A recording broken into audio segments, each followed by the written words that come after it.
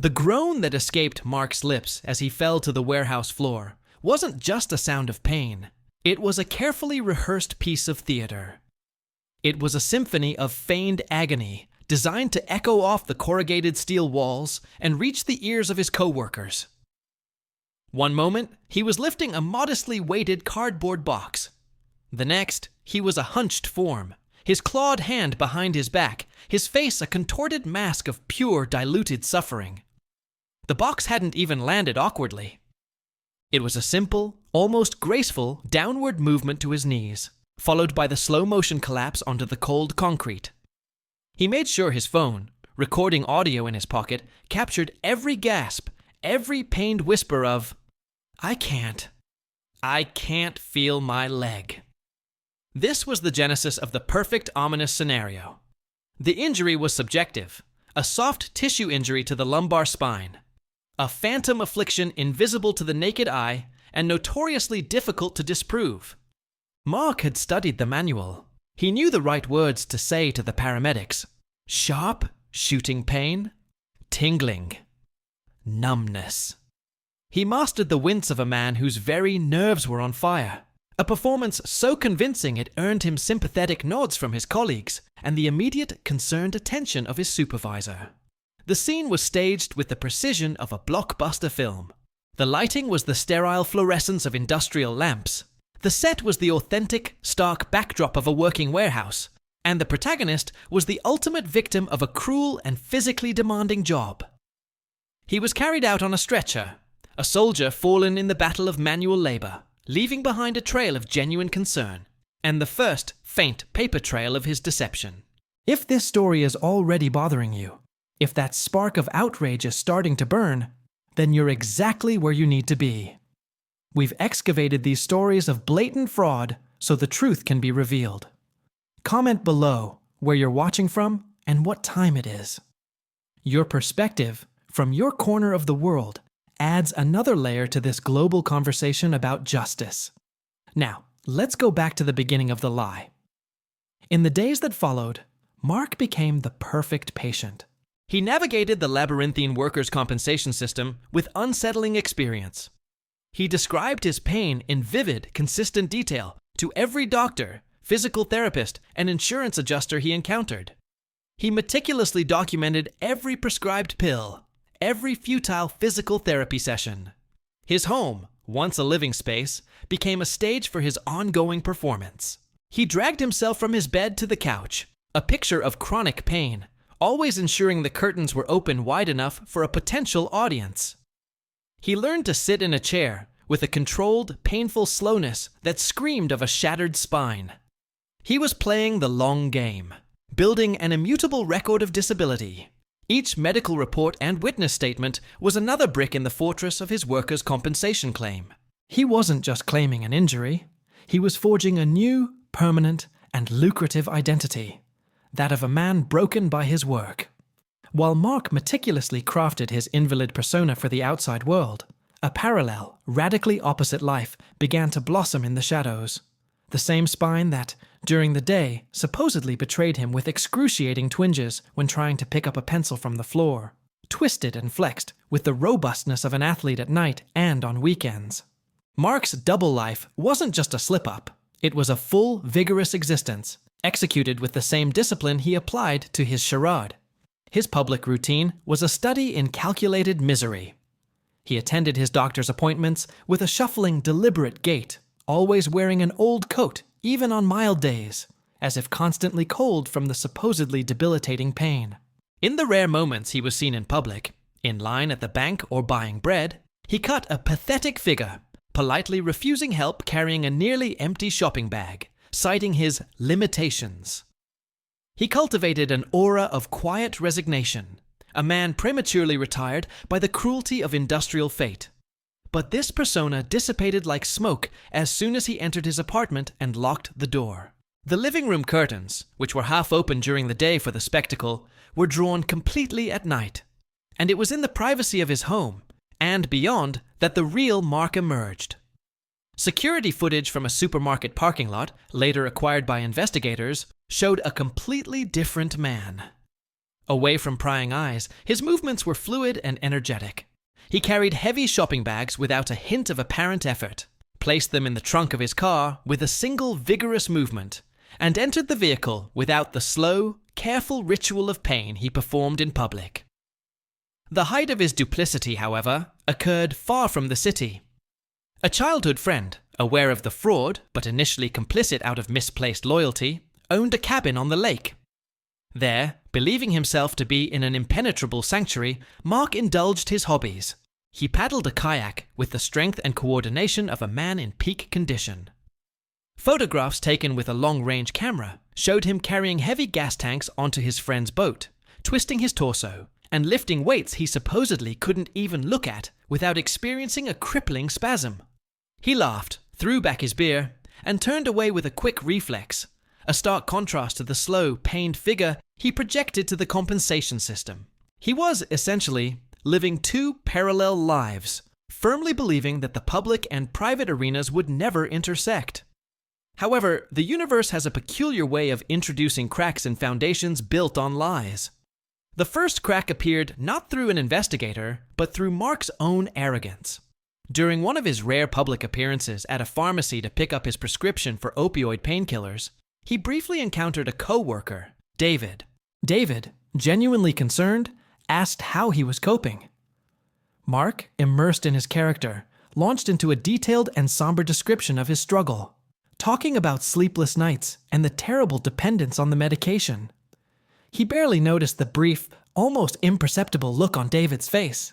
As Mark spoke of addiction and immobility, David vividly remembered seeing, not a week earlier, the back of a car identical to Mark's pulling out of the parking lot of a hunting and fishing equipment store, more than 50 miles away.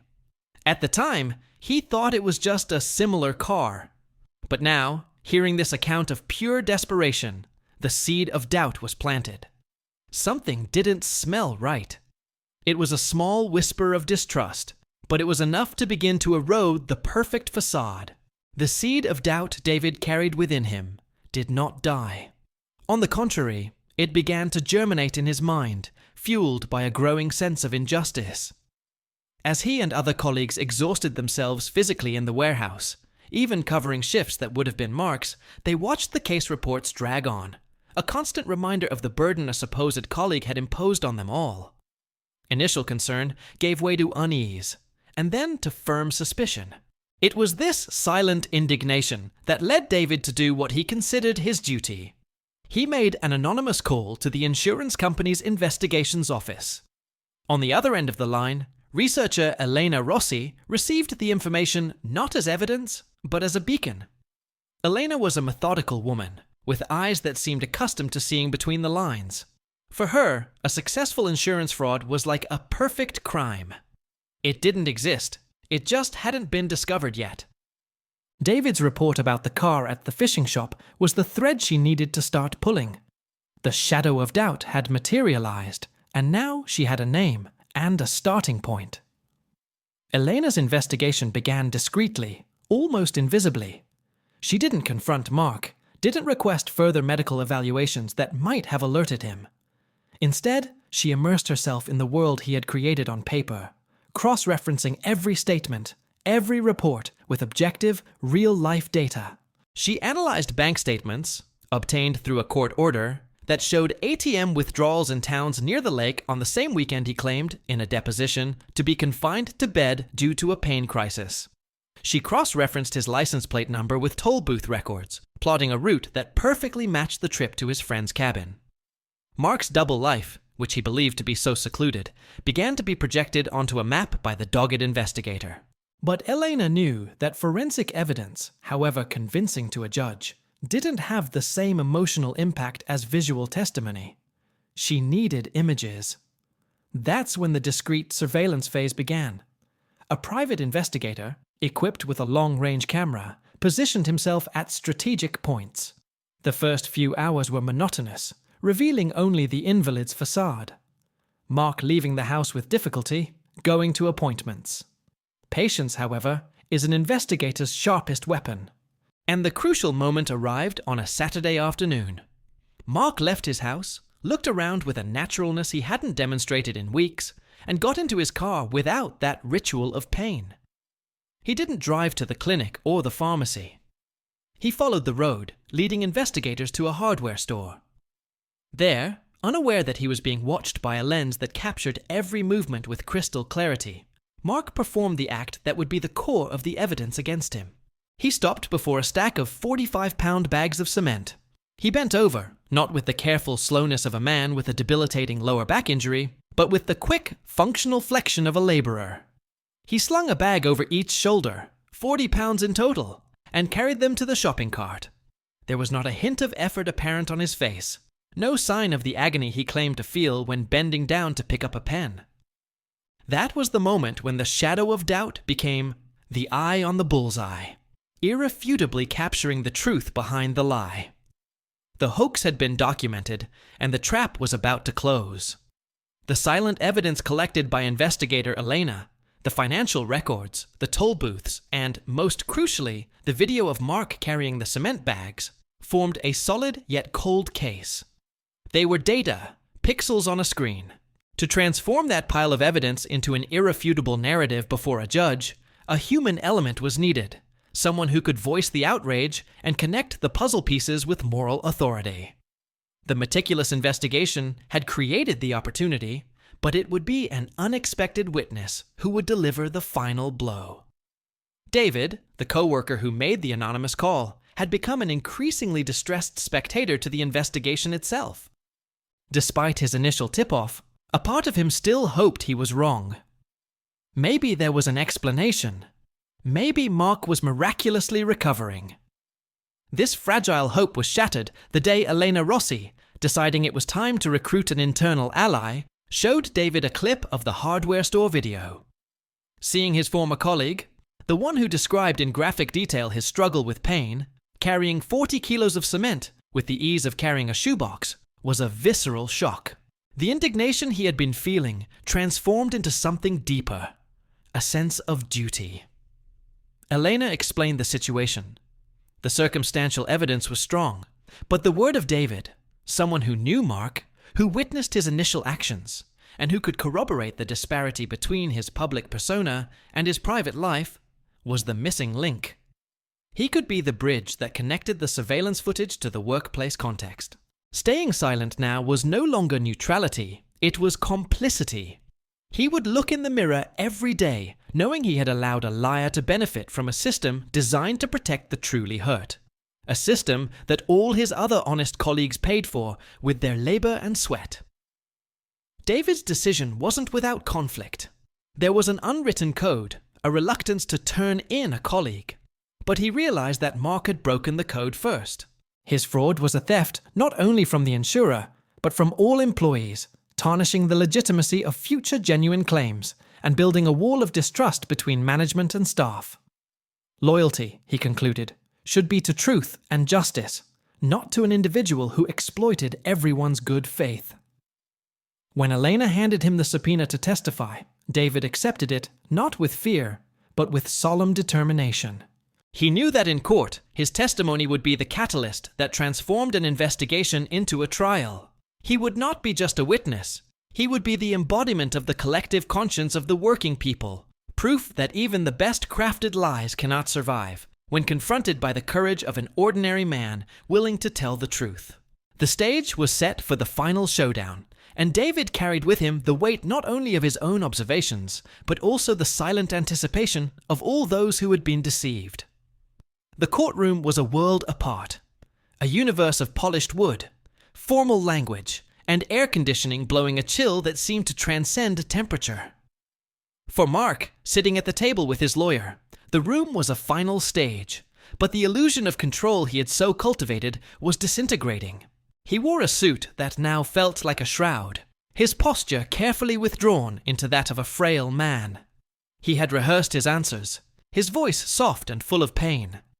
But no rehearsal could have prepared him for the atmosphere of solemn judgment that hung in the air, a tangible weight that made every breath labored. The session began with investigator Elena Rossi.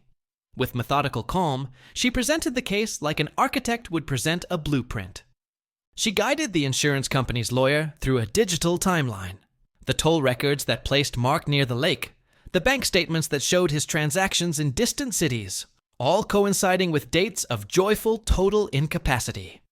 She was clinical, precise, building a wall of data around Mark. The judge, a middle-aged man with eyes that seemed to have seen every nuance of human deception, jotted down notes occasionally, his face an impenetrable map of neutrality. The strategy was clear. Surround the defendant with irrefutable facts before the final assault. Then came the moment everyone, including Mark, knew would be the turning point. David was called into the room. As he entered, his eyes met Mark's for a split second. There was no hatred in that look, but a deep, resolute disappointment that was somehow far more frightening. Under oath, David described the Mark everyone knew, the dedicated colleague, the man who suffered the catastrophic accident. His voice was steady, devoid of the drama Mark expected. He spoke about the anonymous call, admitting his authorship, prompted by the growing dissonance between the incapacitated man and the fleeting image of the car in the fishing shop. And then the lawyer presented the king of evidence. The room's screen went dark, and moments later, high-definition images from the hardware store filled the space. There was Mark, in vibrant color, without the performative crutch of his pain. The room fell completely silent, except for the hum of the air conditioning system.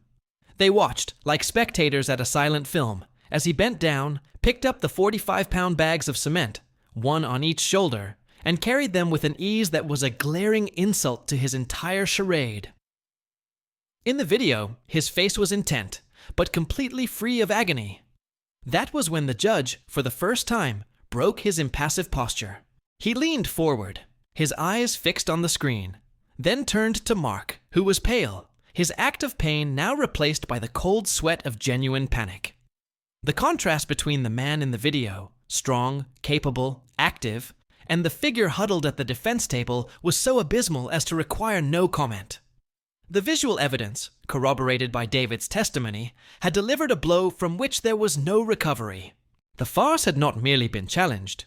It had been crushed before the eyes of the law.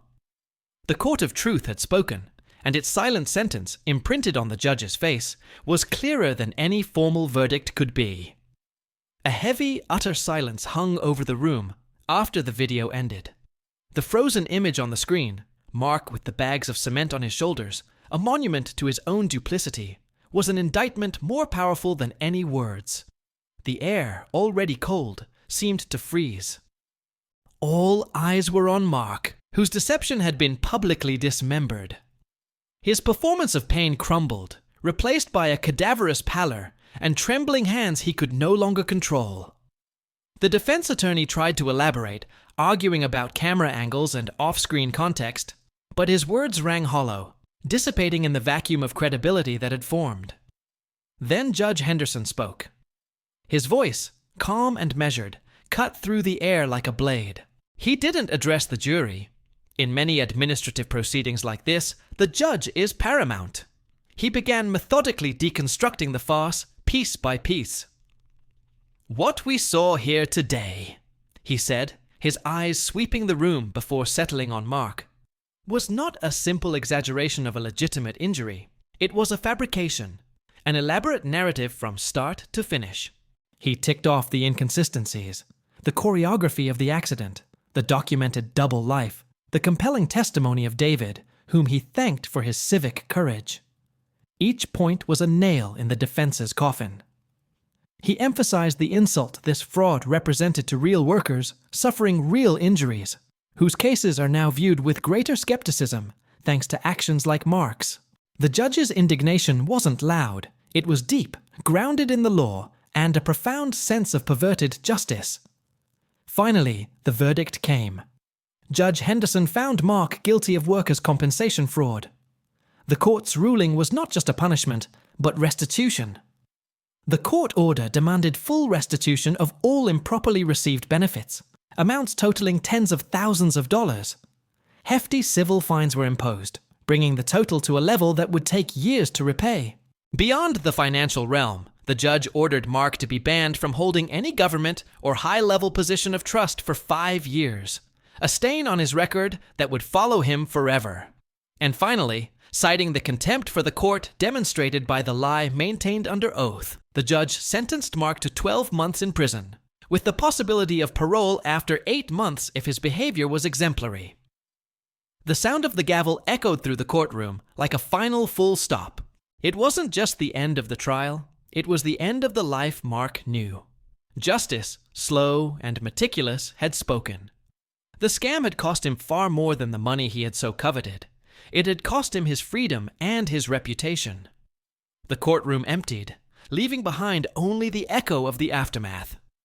Mark was led away by an officer, his back now bent not by a fictional injury, but by the crushing weight of reality. Outside, David stood for a moment in the sunlight, taking a deep breath. There was no celebration, only a solemn closure. He had done the right thing, but the aftertaste was bitter, a reminder that justice, even when served, leaves a trail of disappointment. Investigator Elena Rossi closed her file, satisfied with the results, but her work was far from over. There were other cases, other lies to uncover. The system she knew was imperfect, but that day it had worked. Judge Henderson, in his chambers, removed his robe. The sentence he handed down was not about revenge, but about balance. He had restored a small fraction of faith in a system constantly tested by human greed. For you, watching this, Mark's story serves as a grim warning. In a world where the lines between truth and lies can seem blurred, this narrative is a beacon of clarity. Fraud may promise a quick path to reward, but its ultimate price is always catastrophic. It erodes trust, destroys relationships, and, as we've seen, can lead to the loss of freedom. Justice may be slow, but its memory is long. And so, the question that echoes after the sound of the hammer remains: in a moment of temptation, with so much to gain and seemingly so little to lose, would you trust your own lie? Or would you have the courage to face the truth, no matter how difficult? Comment below with an F to pay your respects to justice, or share this video with someone who needs to understand that every action has its consequence.